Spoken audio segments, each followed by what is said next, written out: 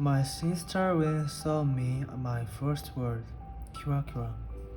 I pronounced it Kara, but she knew what I mean. Kirakira means glittering in Japanese. Rin told me that when I was a baby, she used to take me onto our empty road at night, where we would lie on our backs and look at the stars, while she said over and over, "Katie, say, kira kira kira kira." I loved that word. When I grew older, I used kira kira to describe everything I liked. The beautiful blue sky, puppies, kittens, butterflies, colored clinics. My mother said we were mishearing the word. You could not call a clinic Kirakira. She was dismayed over how on Japanese we were and bold to send us to Japan one day. I didn't care where she sent me, so long as Lin came along. I was born in Loa in 1851. I knew a lot about when I was a little girl because my sister used to keep a diary. Today I keep her diary in a drawer next to my bed. I like to see how her memories were the same as mine, but also different. For instance, one of my earliest memories is of the day Rin saved my life. I was almost 5 and she was almost 9. We were playing on the empty road near our house. Fields of tall stretched into the distance. Wherever you looked, a dirty grey dog ran out of the field near us, and then he ran back in. Lynn loved animals. Her long black hair disappeared into the corn as she chased the dog. The summer sky was clear and blue. I felt a belief, fear as Lynn disappeared into the cornstalks. When she wasn't in school, she stayed with me constantly. Both our parents worked. Officially, I stayed all day with a lady from down the road, but unofficially, Lynn was the one who took care of me. After Lynn ran into the field, I couldn't see anything but corn. "Linny," I shouted. We weren't that far from our house, but I felt scared. I burst into tears. Somehow or other, Lynn got behind me and I said, "Boo," and I cried some more. She just laughed and hugged me and said, "You are the best little sister in the world." I liked it when she said that, so I stopped crying. The dog ran off. We lay on our backs in the middle of the road and stared at the blue sky.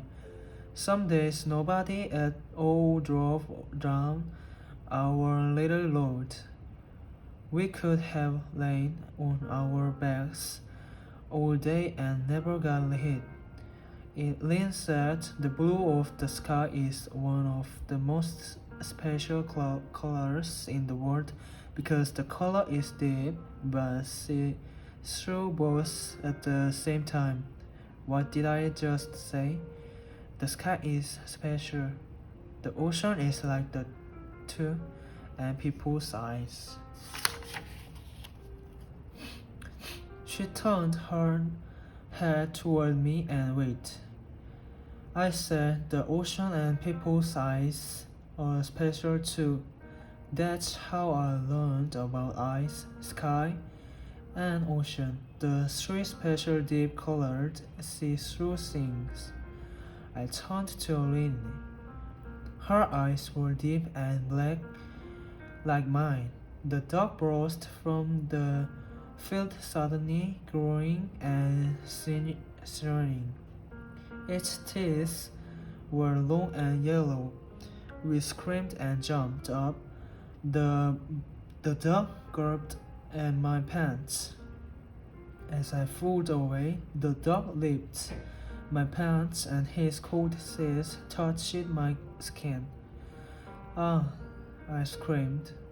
Lynn pulled at the dog's tail and shouted at me. Run, Kate, run.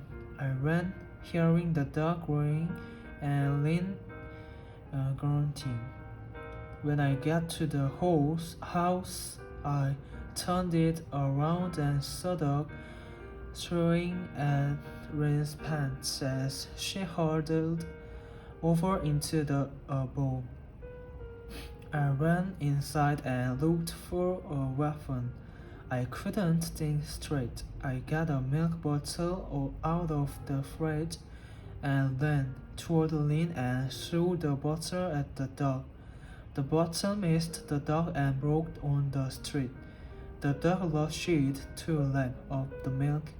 Lynn and I ran towards the house, but she stopped on the porch.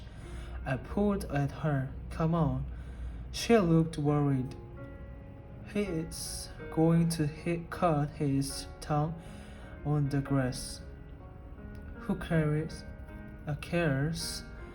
But she got the water hose and chased the dog away with the water, so it wouldn't hurt its tongue.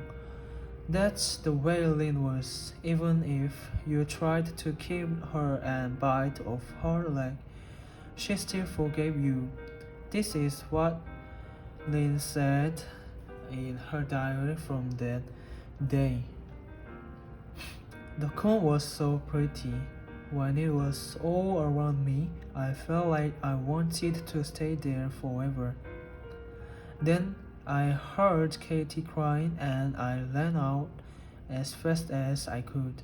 I was so scared. I thought something had happened to her. Later, when the dog attacked me, Katie saved my life. I didn't really see things that way. If she hadn't saved my life first, I wouldn't have been able to save her life. So really she's the one who saved a life. Lynn was the bravest girl in the world. She was also a genius.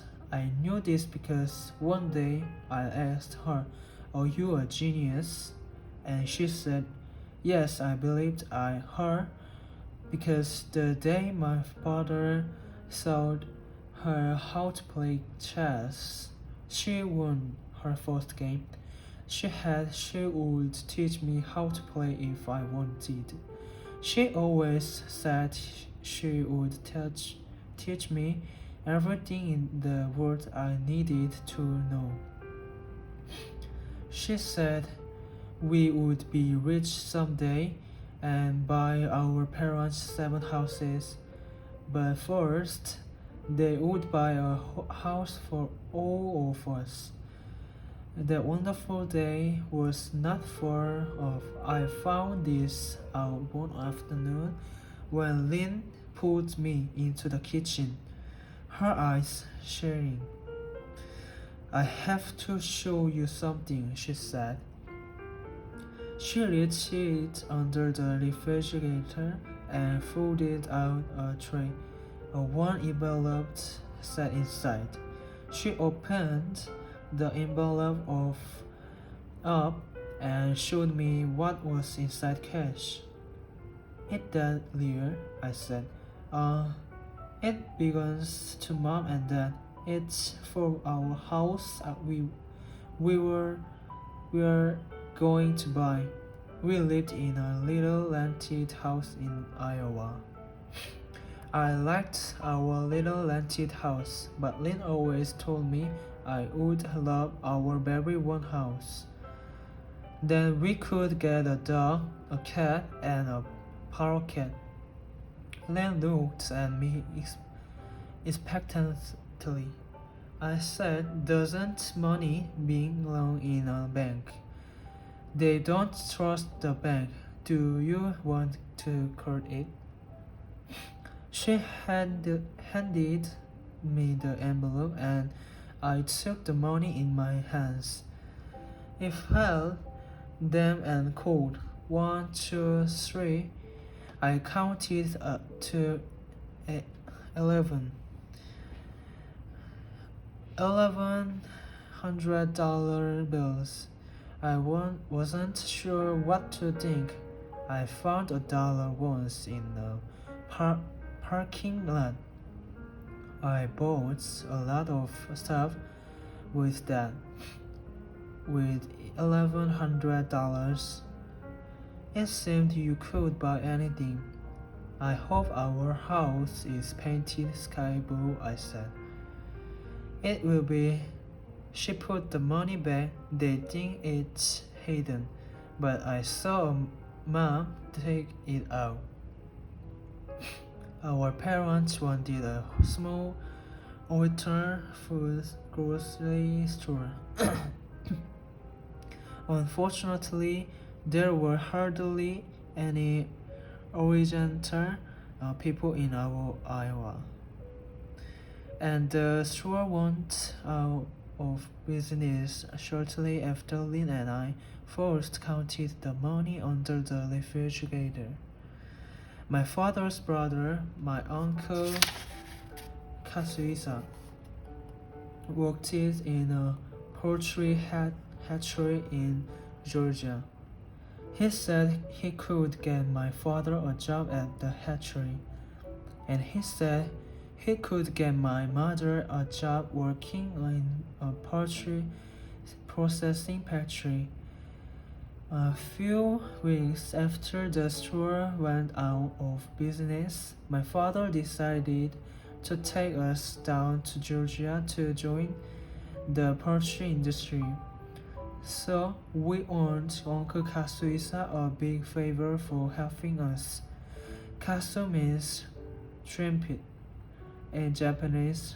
For some reason I've always thought trump and trumpet were the same thing, and I thought of my uncle as a trumpet. Lin said Uncle Katsuisa was an old fish. She was as loud as my father was quiet. Even when he wasn't talking, he made a lot of noise, clearing his throat and sniffing and tapping his fingers. Sometimes, for no reason that I could see, he would suddenly stand up and clap his hands together really loudly. After he got everyone's attention, he would just sit down again. He said he even made noise when he was thinking. When he was deep in thought, he had a way of turning his ears inside out so they looked kind of deformed. The ears would make a popping sound when they came undone. Lin said you could hear him thinking pop pop. A button-like scar marked one side of Uncle Katsuisa's nose. The story was that when he was a boy in Japan, he was attacked by giant cows, one of which tried to steal his nose. He, my father, and my mother were kawi, which meant they were born in the United States but were sent to Japan for their education. The crows of Japan are famous for being mean. Anyway, that was the story Elaine told me. It was a Switzerland day When Uncle Kasuisa arrived in Iowa to help us move to Georgia, we all ran outside when we heard his truck on our loading load. His truck jacked and stopped and was generally as noisy as he was. My mother said, "Will the truck make it all the way to Georgia?" My father hit his chest with his fist. That's what he did whenever uh, he wanted to say definitely. He added, "He's my brother." Our father was short and tall, 6 feet, and our mother was delicate and skinny, 4 feet 10. As thin as she was, so as she scared us when she got mad. Her soft face turned hard in glass like as if it could break into pieces if something hit it. As my parents watched Uncle's truck, my father reached both of his arms around my mother, enveloping her. He stood with her like that all that, as if protecting her. But his being your brother has nothing to do with it, or whether the truck will make it will the way to Georgia. My mother said. My father said if my brother says it will make it, then it will make it. He didn't seem to have a doubt in the world. His brother was 4 years older than he was. Maybe he trusted Uncle Kasuisa the way I trusted Lin.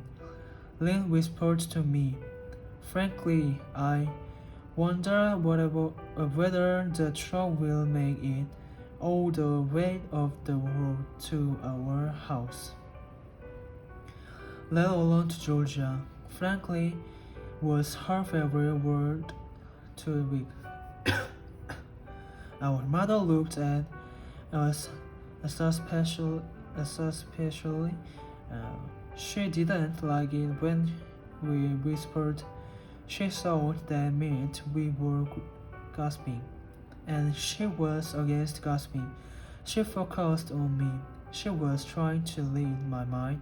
Lynn said whenever our mother did that, I should try to think nonsense words in my head.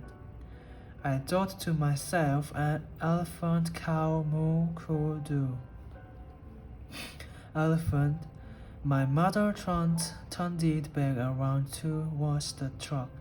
When the truck finally loomed up, Uncle Kasuisa jumped out and immediately ran toward Lynn and me. I stepped back, but he swooped me up in his arms and shouted, "My little Palomino Polly, that's what you are." He twirled me around until I felt dizzy. Then he set me down and picked up Lynn and twirled her around and said, "My little wolfie go." He set Lynn down and hugged my father hard. He hugged my mother delicately, while Uncle hugged my mother. She turned her face away a bit, as if his roundness made her feel faint. It was hard to see how my father and Uncle Kasuisa could be elated. My father was melt like the sea on the wildest day, with unruffled surface and little variation. He was as hard as the wall in our bedroom. Just to prove how strong he was, he used to let us hit him in the stomachache as hard as we could. Some days we would sneak up on him and punch him in the stomachache, and he never even noticed. We would sneak anyway while the cat listening to the radio as if nothing had happened. My father liked to think. Sometimes Lin and I would pick at him as he sat a kitchen table thinking. His hands would be folded on the table and he would be frowning at nothing. Sometimes he would nod, but only slightly. I knew I would never be a thinker like my father because I couldn't sit there still. Lin said he thought so much that sometimes weeks or even months passed before he made a decision. Once he decided something, so he never changed his mind. He had thought many weeks before deciding to move us to Georgia. By the time he decided, there was only $600 in cash left in the envelope under the refrigerator. The night Uncle Katsuhisa arrived in Iowa, he left the dinner table early so he could go out and take a walk and maybe talk to himself. After the front door closed, my mother said that Uncle Katsuhisa was the opposite of my father in that he didn't look before he lived, didn't think at all before he made decisions. He lowered her voice and said that's why he married that woman, meaning his first wife. Strictly speaking, Mom was gasping, but who was going to tell her? We all said silently. My father and uncle were different in our other ways. Uncle Katsuhisa liked to take to anyone, even to himself. My father didn't like to talk except to my mother. He preferred to read the newspaper, my uncle, on the other hand, never with the paper. He did not give a hoot what peasants Eisenhower had to say. My uncle was exactly 1 inch taller than my father, but his stomachache was soft. We knew this because we had him in it once a year before, and he yelped in pain and threatened to spank us. We got spanked to bed without supper because my parents said hitting someone was the worst thing you could do. Stealing was second and lying was third. Before I was 12, I would have committed at 3 of those crimes. All the day before the move, my father and uncle loaded the truck with boxes that my mother had packed. We planned to leave first thing the next morning. Lin and I sat out on the front porch and watched them work. Uncle Katsuhisa didn't want us to help because he said we got in a man's way. Lin and I played soldier with the chest set. During a break, Uncle Katsuhisa walked onto the porch, clapped his hands 3 times, took out a handcuff chip, and blew his nose. He clapped his hands again. I'm the best Japanese chess player I know, he said. That was a challenge to Lin. Are you to a game? She sat off the board. He rolled up his sleeves as if chess was hard.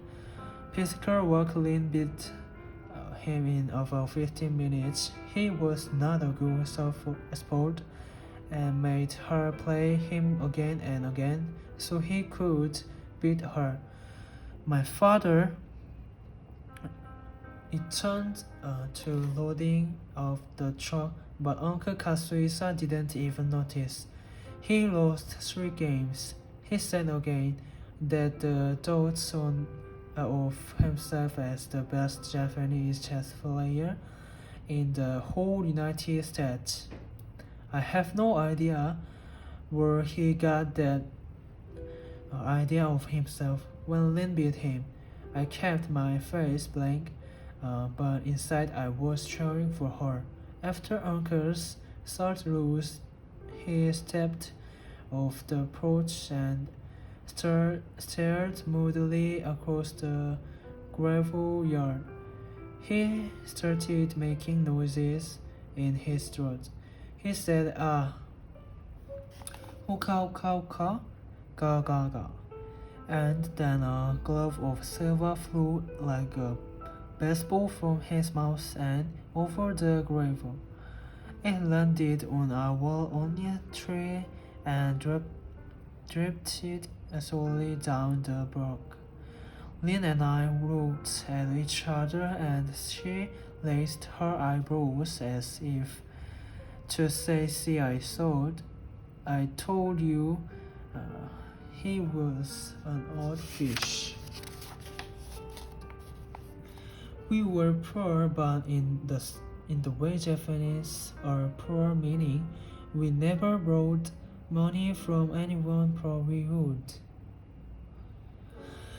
Meaning once a year we brought as many 50-pound bags of rice and we could afford, and we didn't get nervous again about money until we reached our rest bag.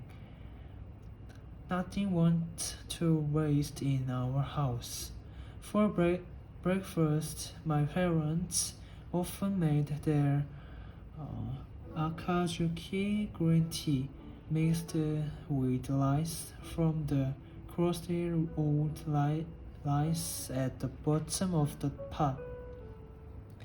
For our mocked Georgia, Dad and Uncle loaded the truck with all the bags of rice that we hadn't sold at the store. I watched my parents look at the rice in the truck, and I could see that the rice made them feel good.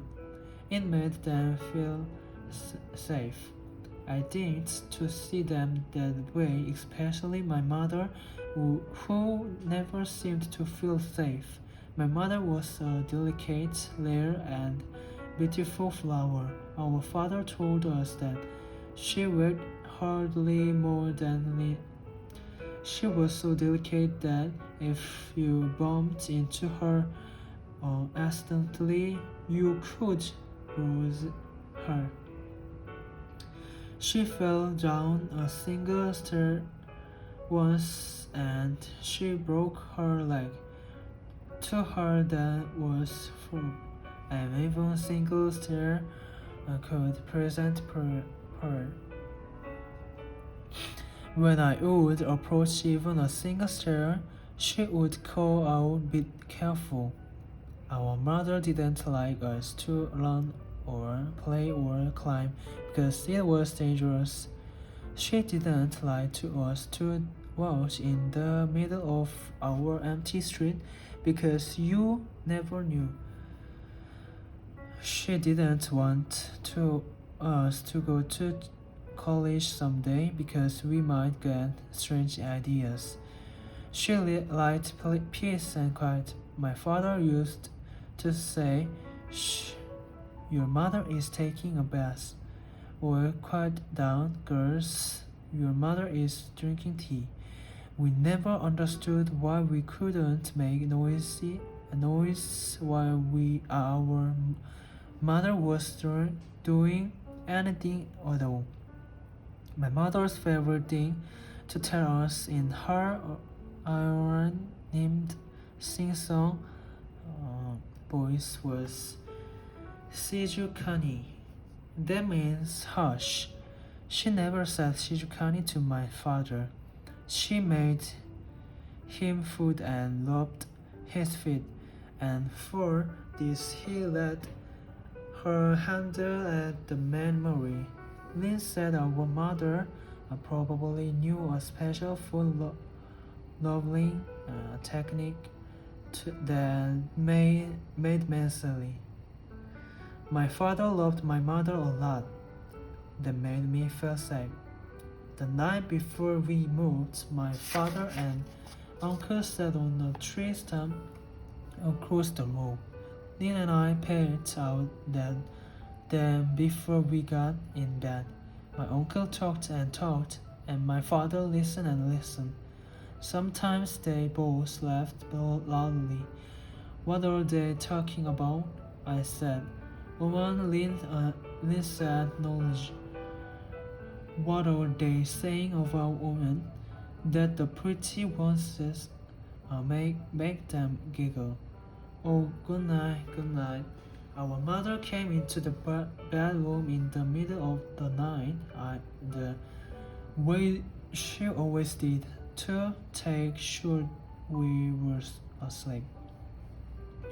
As usual, Lin was asleep and I was awake. If I was awake, I usually pretended to be asleep so as not to get in trouble. But tonight I said, Mom, it's late. Why are you up? I can't sleep without Bera Bera. Bera Bera was my favorite stuffed animal, which my mother had picked in the bus.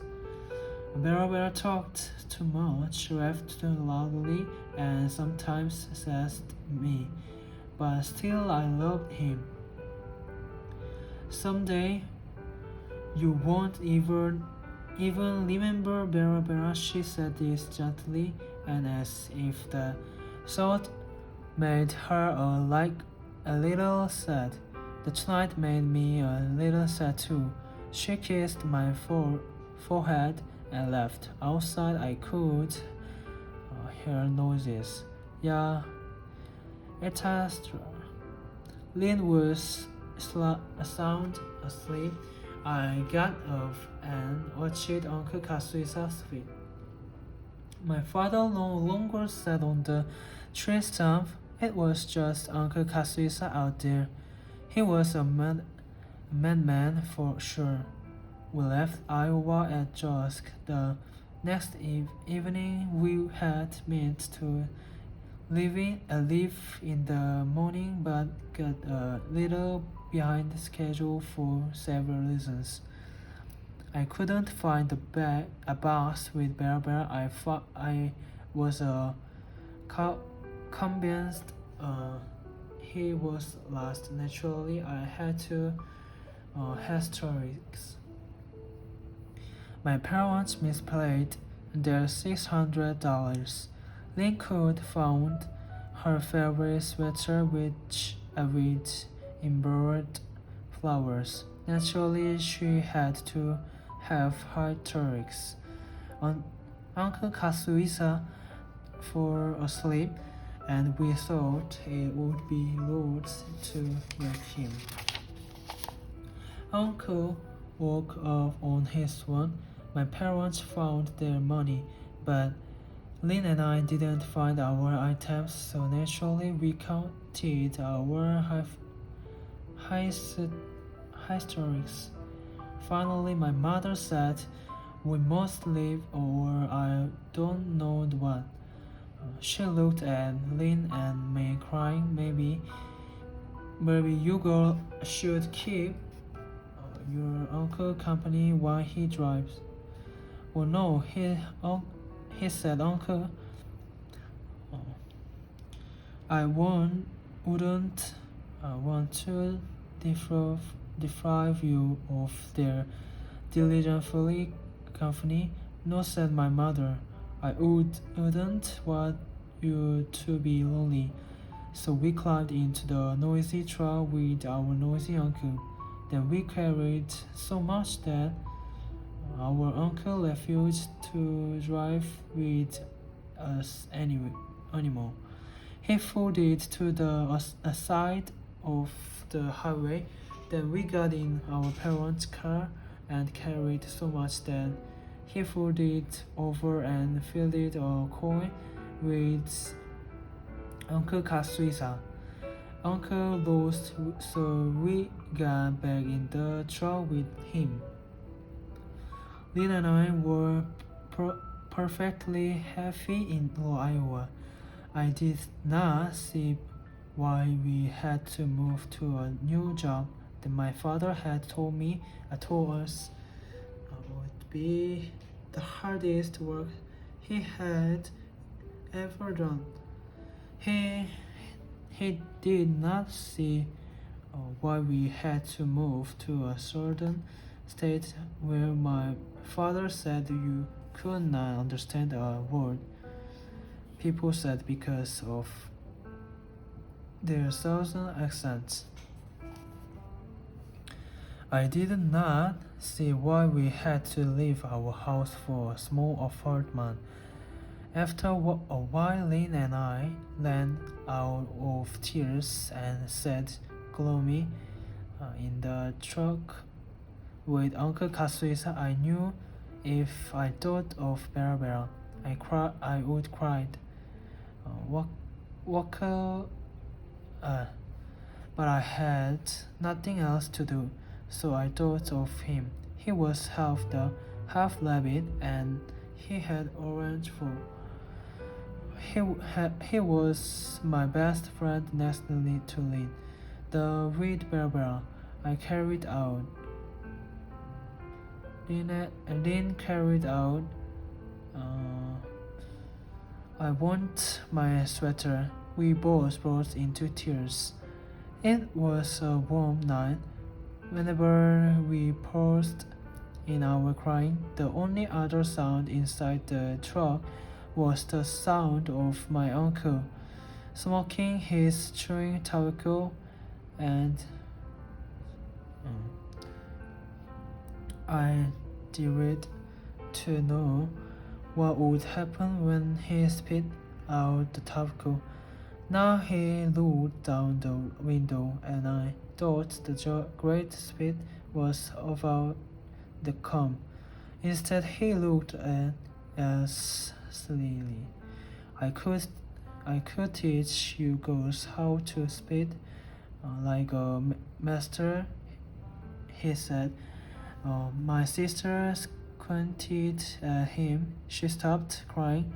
She did and I could tell she thought it might be fun to learn how to spit like a master, so I did. Our mother would kill us, Lynn said maybe. He belched very loudly, then glanced at us. I realized his belch was profanation. First fleeting, I slowly some air and burped.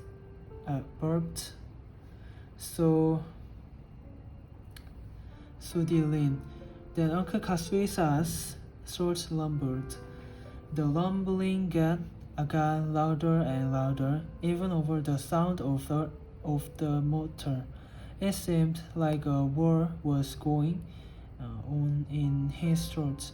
Lynn and I tried to lumber our throats like him. Hoka hoka hoka, he said. Lynn and I copied him. Hoka hoka hoka. Ge ge ge.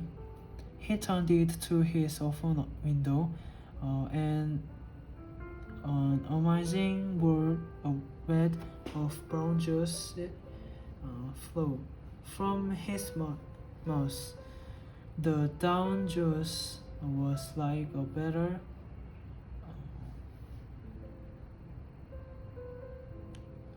juice flew from his mouth. The brown juice was like a bat uh, bursting out of a cave. We turned it around to watch it speed away. A part of me hoped it would hit the car behind us, but it didn't. I wanted our lean hour and over the passenger window. Ha ha ha, I said, and a little trick of silver framed down clean. A chin. No one spoke. For some reason, the slides made me start crying again, as if Uncle Kasuisa couldn't restrain himself. He started singing my name over and over, Katie, Katie, Katie.